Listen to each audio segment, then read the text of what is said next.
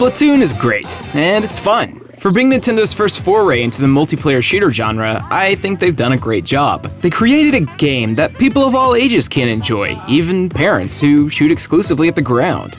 Nintendo created a battlefield that encourages backtracking, stealthy approaches to takedowns, straight-up Rambo YOLO strats. Anything goes, and that's what makes it so great. You could even be a dirty spawn camper like me.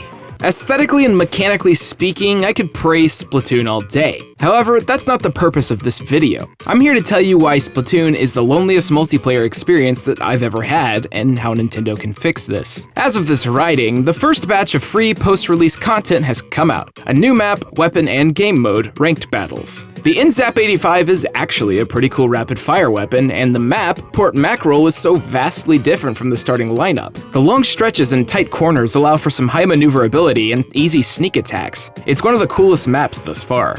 Ranked Battles, on the other hand, are a really awesome concept and execution. Switching up the turf war game type into practically King of the Hill works amazingly well in Splatoon. It's played completely differently, as I've seen a complete lack of rollers in exchange for snipers and arrow sprays. It encourages a sense of teamwork to create these Wild West-style shootouts where everything lies in one play. The amount of complete shutouts I've had in this game type greatly outnumbers the struggle. It's quite an exhilarating experience, and it's so unfortunate that you aren't allowed to queue or, from what I've experienced, play with friends like in regular mode. As a concept on its own, I totally understand this. However, several factors all come together at once that make me see this as only a negative thing.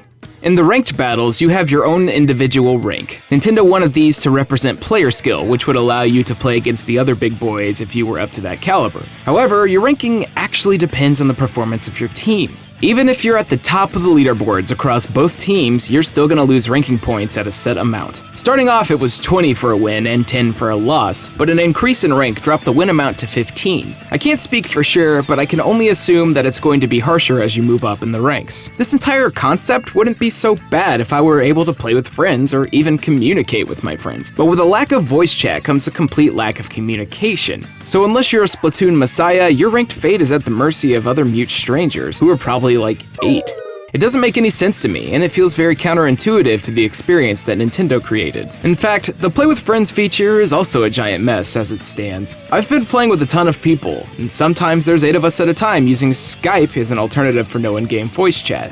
Unfortunately, currently there is no method of players creating a private lobby to play with just friends in. This has led to situations where 6 or 7 of us are in a game with random players that refuse to leave matches, which is totally understandable. However, this leaves friends out match after match to the point where the queue just keeps rotating. I've seen a scenario where someone was unable to join our lobby for 8 matches in a row. Now, both of my issues here are actually going to be addressed in August with an update that will add party matchmaking and custom games, features that I really think should have been in from the start. The big problem here is that August is, as of this video, months away. The shooter genre has always, with the exception of games like Call of Duty or Battlefield, had a notoriously short lifespan. Players are willing to leave the game in droves if it doesn't quite meet their expectations without looking back. Evolve is one of the most recent examples I can think of, and that only came out in February. With the increased difficulty of playing with friends and the complete inability to play ranked with friends, I'm finding it to be frustrating. August is an internet time ages away, and I'm not sure if people, or even I, will still be playing it by then. Multiplayer in the video game industry moves at a lightning pace because people need their instant gratification, and I think Splatoon gating its post-release content could really hurt its longevity.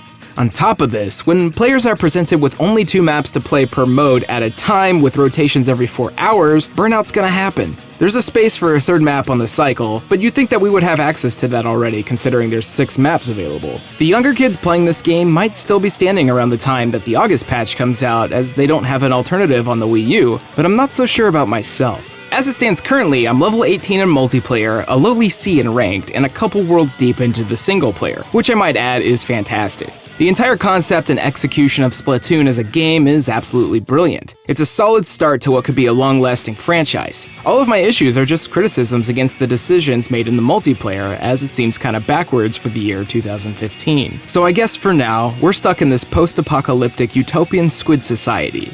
Our fun is being monitored, we're not allowed to talk with anybody, and it makes me wonder what could be if Nintendo just lifted the gates.